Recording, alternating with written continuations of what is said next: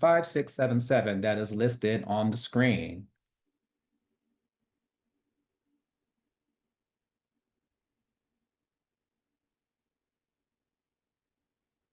If someone is experiencing domestic violence, what should they do next? Tell a trusted friend, call the police, create an exit strategy, or do nothing. We'll give you a few minutes to enter your response. Thank you so much for participating.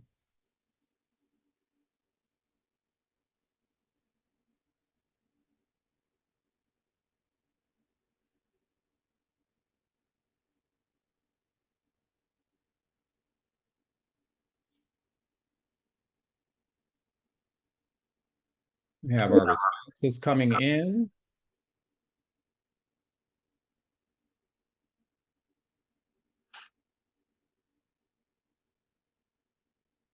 Thank you so much for participating in our poll this evening.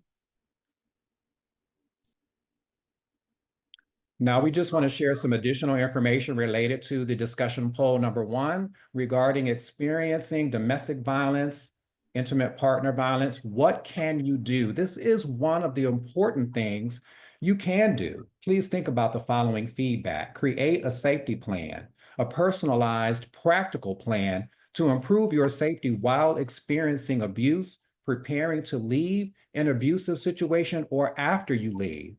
Some things to consider: physical safety, considering the following: if you still live with the abuser, if there are children in the household, are there pets involved? That's something to consider as well. Or if you are pregnant or with child. Emotional safety is something to consider as well for yourself and if there are children in the household.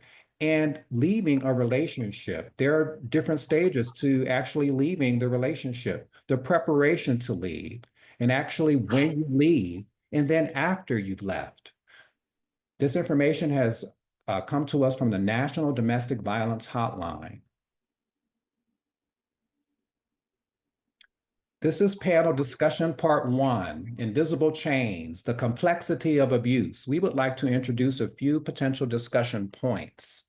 The psychological grip of abuse, financial dependency, cultural and societal expectations, fear of escalation, or the support systems that are available, and is there still a stigma around domestic violence? Let's start with Michele. I'm going to ask, see if we can get Michele unmuted.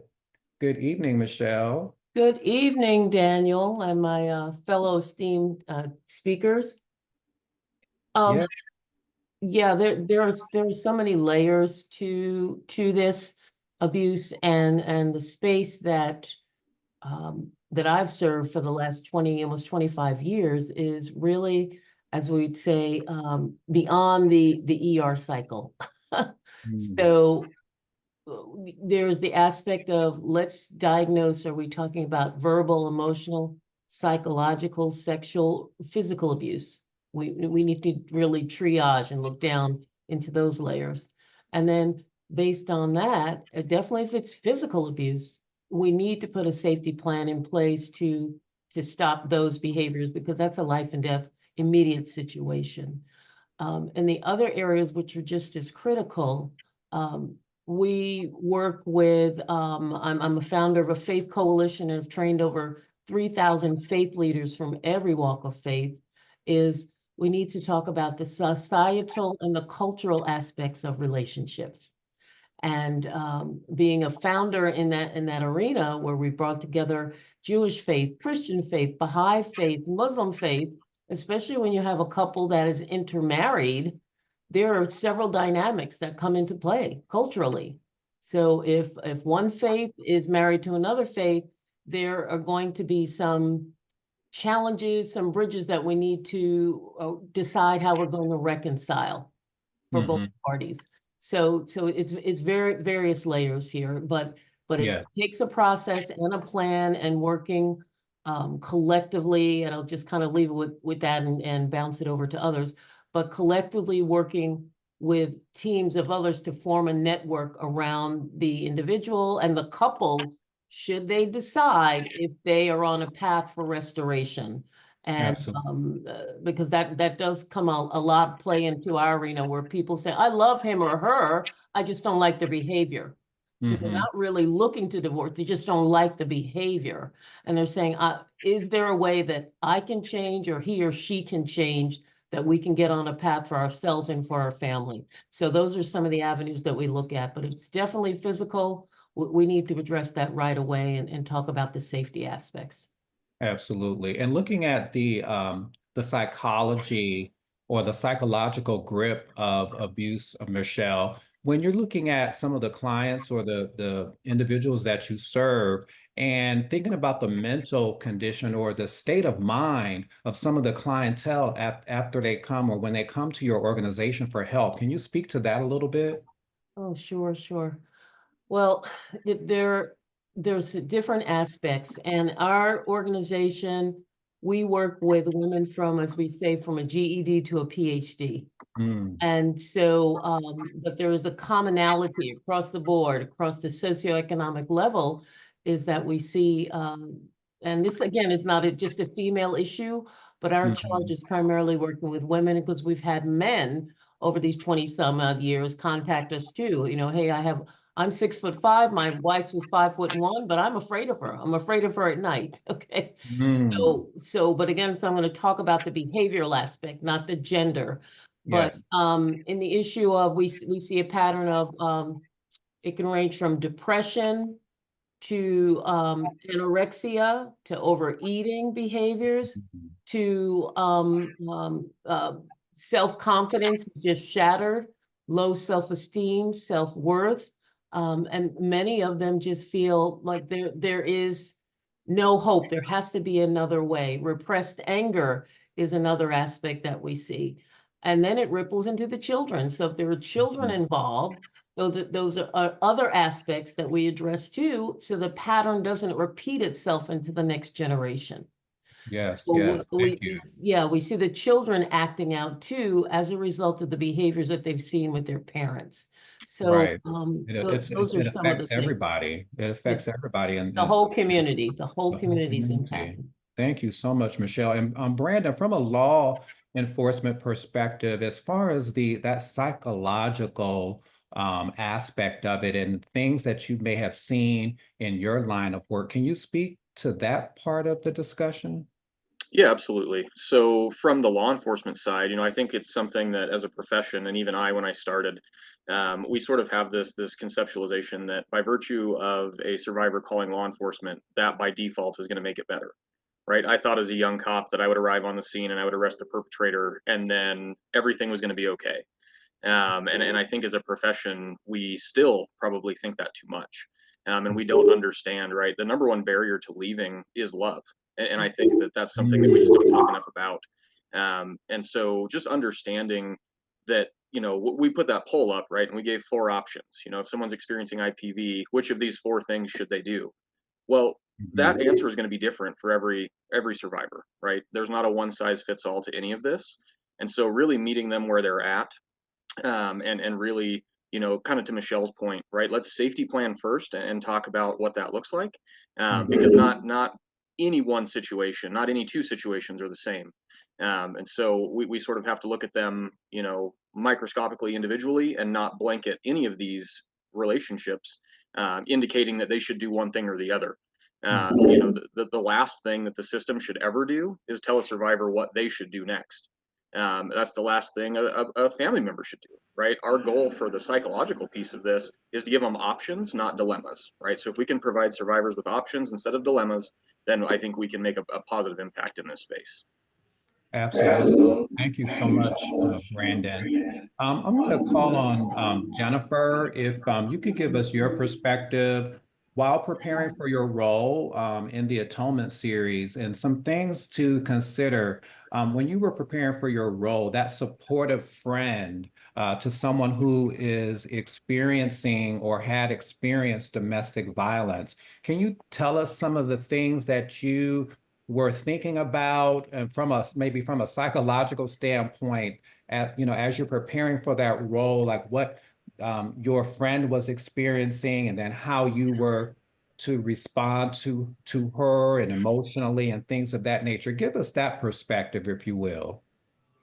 Well, when I was preparing for the role of Nicole, I remember just growing up and seeing some domestic violence situations in my own community, and so I was able to pull from the supportive friends that I would see witnessing their loved ones being subjected to domestic violence or Mhm. intimate partner violence. So it was interesting to be able to come in as a supportive friend and see how the the best friend is struggling to leave, but she's afraid of him.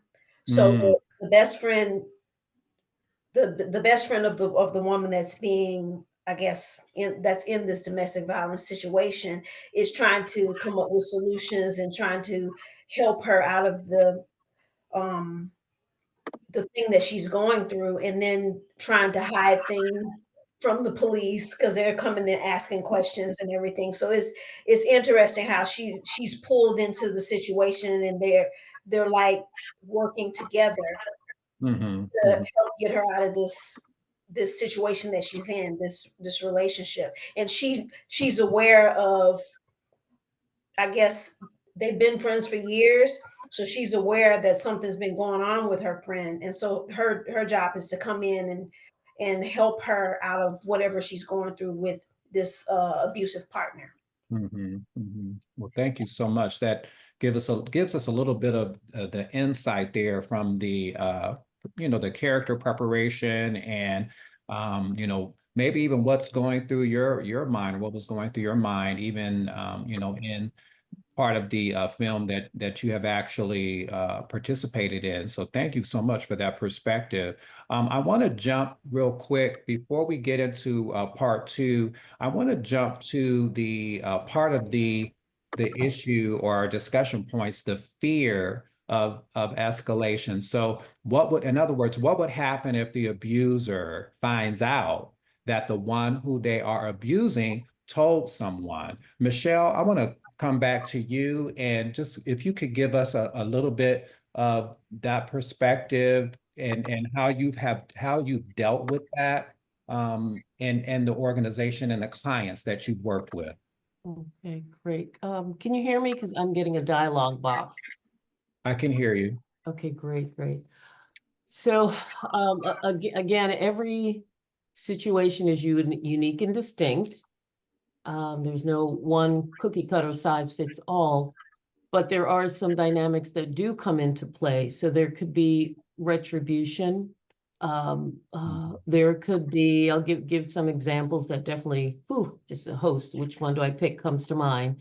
Um, uh, they were both executives, they owned their business, but I will just say she was a martini wife, trophy wife, if you will accept that term, a trophy wife. And the retribution was because she told a friend and it came back to him after a cocktail party. But he locked her out of finances, locked her out of certain aspects of the business, Mm, and threatened, he said, and if you, tell anyone or do something again, then, I'll take the children away from you. So mm, it can be financial abuse after that. It could be using the children and loved ones, even pets, yeah. to pay the price. It could even be if it's someone in a faith or a church situation, we're not going to allow you to go to temple, to mosque, to church, to wherever anymore. You're not Mm, going to go there. And also isolating them from family and friends.